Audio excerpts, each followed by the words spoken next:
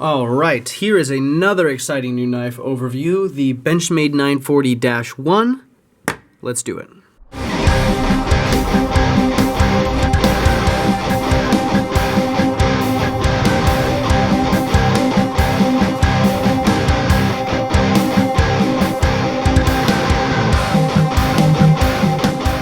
So this is my 2022 REI dividend purchase, the third annual REI dividend purchase, I might add, and it has been a dream, I will say. Really like this thing so far.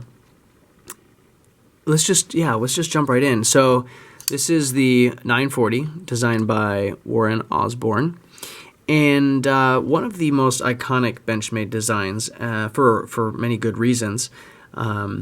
I have one other, which I will show briefly. These are my now two, and yeah, man. I mean, it's a classic for a reason. And then when you dress it up with carbon fiber and CPM s90v, it's a recipe for success. So 3.5-inch blade. This guy comes in at 2.44 ounces. Okay. Which is just stupidly light for a knife this size, and that is, of course, due to the carbon fiber and the very small liners that you can see in there. So with something this light, you might wonder if it's uncomfortably light or, out of balance. As you can see, it's very nicely balanced right around the point where you'd put your pointer finger when you hold the knife. So that is not a problem. I don't feel like the knife is going to fall out of my hand when I open it. It's light, but it's still substantially comfortable. The other thing that's also significant, s90v on the blade compared to the standard s30v. If you don't know much about steels, going to have considerably better edge retention. A little bit of a reduction in terms of the corrosion resistance. It's still very much a stainless steel, but it's a little bit lower on the spectrum compared to some of the other stainless steels like M390, even a little bit lower than s30v. Not a huge deal for me. I think it's definitely worth the trade-off, given the fact that it is, in fact, still stainless. Toughness should be decent. I don't think it's going to be significantly different than S30V or M390. In fact, I've seen some places say it's even better than M390, depending on how you heat treat it and the geometry and all that. Now, the 940 being a relatively, not having a super thin edge, is already going to be conducive to having a slightly more stable edge. So for the toughness, that's even better in that case. The other cool thing about this knife that I didn't actually know, well, I knew this, but it wasn't as obvious to me until I put it right next to my other one. You can clearly see the difference in the blade finish. So this guy, the REI edition of the 940, green G10 S30V blade, pretty polished satin blade. It's like a light stonewash like Benchmade does, but you can see on the 940-1, this guy, it is a heavier stonewash. It almost looks like an acid wash. Just when you compare it to the other one, it's not an acid wash, but it almost looks like it. So it's got a nice heavy stonewash, which I really like for a couple reasons. One, it shows fingerprints way less than the high polished satin. And it also shows scratches less because it is already, in fact, just scratched to oblivion. No, that's dramatic.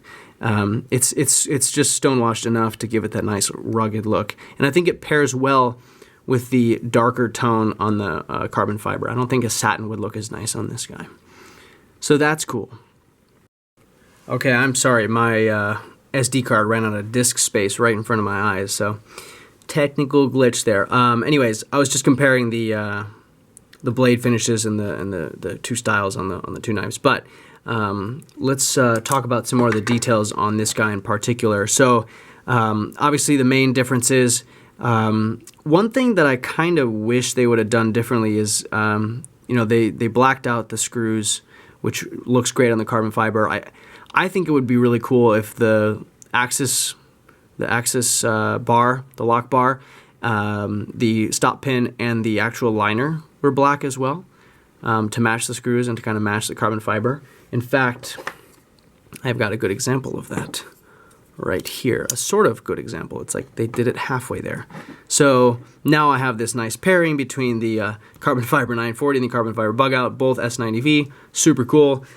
You can see on the bug out, they did a good job. You know, they made it halfway there with the lock bar being blacked out, but they stopped short of the liner and they stopped short of the stop pin, which I don't really understand. I guess it's a satin blade, so it kind of matches, so that's kind of fine. Definitely this was a really good call, and I wish they would have done the same on here. I could always find one and swap it out, but you know, some things you shouldn't have to do, but it's a minor gripe, but it's a gripe nonetheless. But yeah, so cool pairing between those. I'm really happy about that. Additionally, the clip that it came on here was the standard Osborne clip, which is not a deep carry. And for me, I have to have a deep carry clip on this knife in particular. I don't want to have any of it sticking out. It's not as comfortable for me. So I stole this bug out clip from my custom bug out and put the Osborne clip on that one, which is weird, and I'm probably not going to carry it that way, although it's surprisingly comfortable to hold. But I needed that clip on here, and I actually really like the mini clip on the Osborne, especially this lightweight version. Plus, the clip matches the blade pretty perfectly because it's kind of a darker, like a gray color. It just matches. It works pretty well. So that also does match with the lock bar, so I should really just stop complaining. But what kind of a knife review channel would I be if I didn't gripe about certain things? Other thing I really like, nice, beautiful blue barrel spacers. Very cool pop of color. I like that version of blue. It matches the blue on the bug out here on the back spacer. But they stopped short of the thumb studs, which is something they fixed on this model. You know, the blue thumb studs looks awesome, matches the back spacer. I wish they would have done it on here too. Again, it's something I could probably buy and add to it, but I don't want to have to do that. So, but I'll stop complaining. I really do love this knife. It's phenomenal. The action also came really well out of the box. Actually, no, I misremembered that. That's not true. It was extremely stiff. I had to loosen it and give it a little bit of oil. Then it loosened up nicely, and now it's nice and smooth. One thing I'll say is that it did have a little bit of a burr. So the factory edge was pretty good, like the grind was consistent, but it had a little bit of a burr on it on one edge. So I had to fix that. Now that I fixed that, it's extremely sharp.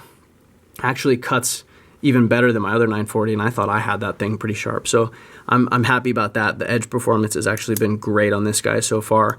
Given that it's not an extremely slicey blade, it's been working out really well. I want to point out a few actual like cosmetic differences outside of the carbon fiber. So if you actually look at these for a little while, you notice some differences in the lines that I did not expect. So this little U-V shape right here is significantly shallower on the G10 version compared to the carbon version. Additionally, these little scooped out portions are pretty different. So the carbon fiber one goes all the way towards the bottom, whereas this one kind of stops short. This one kind of cuts inward a little bit on the G10 versus the carbon fiber. It is a little bit more consistent on both sides. Additionally, you have on the top here near the pivot collar, you have this sort of chamfered tapered edge here on the G10, whereas the carbon fiber is flat. So you can see that difference right there above the pivot. I don't really know which one I like better. I mean, I can see why they did it flat on the carbon fiber. It's a little bit harder to machine, although I appreciate that they still did these little swedges here. I don't know if it's called a swedge when it's not on the blade, but that's what it feels like. So those are a few slight differences. Also, the carbon fiber doesn't have this jimping in the back, which I like feeling this for fun. It really doesn't have much functional use for me because, again, it's like in the back of the knife on the palm, so I don't know how much it makes a difference, but this one's nice and smooth. So those are just a few key differences. The carbon fiber is a little bit lighter than the G10, although this one already is pretty lightweight. This one just reduces it ever so slightly more. So I don't want to go too long on this video either, but the 940-1, excellent option. I just mentioned those few little gripes, not a huge deal, but I could probably fix those aftermarket if I really wanted to. So that's it for this one. I hope you enjoyed this knife. It will be probably showing up again on the channel because I do really like it and I've been carrying it a lot. So that's all, and we'll see you on the next one. Thanks so much.